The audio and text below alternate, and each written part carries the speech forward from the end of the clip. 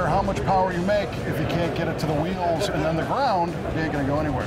So Will Beatty with Centerforce is here to tell us about some of the new stuff that you guys are working on. And before we get started, I do have to say that we install a lot of Centerforce clutches in the cars that we build in our shop for a reason.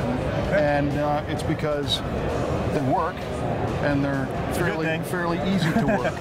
Yeah, they're nice drivable pieces. I mean, what we'd like to strive for is a piece you can put in a vehicle and enjoy your vehicle.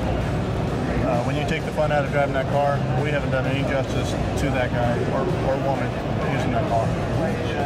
Now, today we're seeing cars that are pushing, you know, what I would call stratospheric power levels over just, 7, 8, or 10 years ago, and the clutch gets most of the abuse. It takes a lot of abuse. It actually was designed to be the weak link in the driveline. That's the way they always design it. The clutch is diffusible. When we design a clutch for something, we take that out. So you find the next one.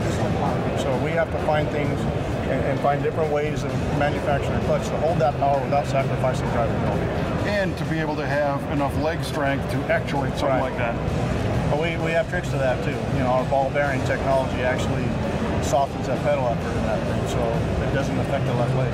It still has a hold capacity. So today's Centerforce clutches, the piece parts don't look like traditional stuff.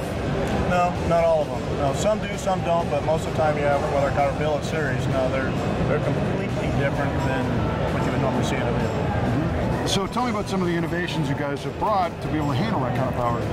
We developed the DYAD, which is our multi-disc system, and that's developed to handle some big power torques without sacrificing drivability. It is unique in design that it is a true sprung hub twin disc, meaning that the one drive disc on the bottom, it actually has the springs incorporated into it. And there's 6 lugs on that disc that actually work off the top floating disc, and that's what drives it. And we got a lot of spline engagement, and then on our floater itself, we have a anti-rattle system inside of it. It's a spring-loaded bushing that prevents that floater from rattling when you push a clutch in. It doesn't hurt anything. It's just that annoying rattle when you push a clutch in, and that DYAD has been really nice about that. And what does DYAD stand for?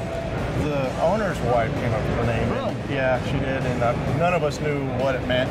But the meaning is 2 entities driven by one. Right. Well, because it's almost a term used in astronomy, right? Yeah. When you see multiple planets tied together. And that's exactly how it was. So the one disc is driving the other disc, and that's basically what a DYAD is. It's 2 entities driven by one. It's not an acronym, it's an actual word. That's an actual word, yeah. So you learned something watching this. Well, at least I do. Every day. So to break it down in simplistic terms, the dual disc essentially provides, say, 1.5 to 2 times the... You can almost double the holding capacity. Well, not only the holding capacity, but the 2 discs provide almost double the surface area. Correct. And you need something in the middle, so it's kind of a sandwich in there. And that's where things get tricky at high power. Yeah, because you have an envelope that's just big, and now we got to fit all that in there, and that's why when we're developing these, and the seat flywheels are so thin, and we want to make sure we have plenty of heat sink, because that's one thing is that is the #1 killer of the clutch is heat. You overheat it, I don't care what clutch it is, that's what kills it, and that's what we combat. So when we build these, we have a little thicker floater, our flywheel's a little thicker, but we've actually taken a lot of weight out of the outer edge so that we can reduce that inertia, because it doesn't matter what a clutch weighs on a vacuum scale. It's where the weight is. It's inertia. Yeah. So what we did to combat having a thicker friction area was reduce the area out in the outer edge. So we took the material out of there. Gotcha. That way it's a nice light revving piece without sacrificing the integrity of the part. So as far as applications are concerned, I know the SEMA shows where all the new stuff happens. Do you have any new stuff that we're looking at this year? We do have a few new products. You have some small, or 8 3/4 DYAD, for the guys in the pro touring market, or just circle track, or somebody who's looking for reduced inertia. We have that, and then we also have that new bearing that we developed for the Gen 5 Camaro. Gen 5 went up 2010 and up. So that's a hydraulic throw-out bearing. Correct. And is it just because the Gen 5 Camaro didn't have a quality performance bearing available? I wouldn't say it was a quality, but what these guys are doing with these cars nowadays, they're developing so much heat inside of that bell housing, it's actually melting the bearing itself to the collar. the OE bearing, and it has more travel. So it has travel forward and travel back. Very cool. Well, we again appreciate how these clutches work and how they can, especially if you build a car for a customer, you know, and all of a sudden they want everything in the world and they get behind the wheel and they can't actuate it and it's not fun. And like you said, by this technology being able to use it and it working is very helpful.